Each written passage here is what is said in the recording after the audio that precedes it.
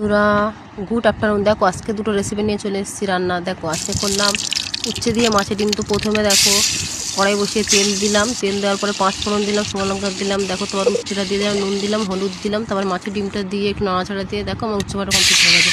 তো দেখো এক হাতে করছি তো বেশি লিখতে পারছি না। একটা করবো পটল পোস্ত। তো দেখো নিরামিষ পটলগুলো নুন মাখিয়ে রেখেছিলাম, তো নুনগুলো মাখানোর পরে পটলটা তেলে ভেজে তুলে নিলাম, তারপর গোটা গরম মশলা দিলাম, তারপর দেখো গোটা গরম মশলা দেওয়ার পর একটু নাড়াচাড়া দিয়ে তারপরে দিয়ে দিলাম পোস্ত আর সর্ষে বাটা, সর্ষে আর কাঁচা লঙ্কা বাটা একসাথে দেওয়ার পরে একটু মিক্সড করে নিলাম।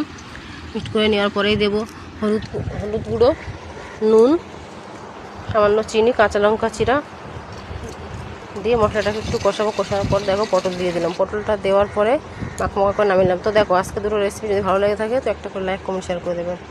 Tata, bye bye. ভালো থাকবেন সবাই, সুস্থ থাকবেন।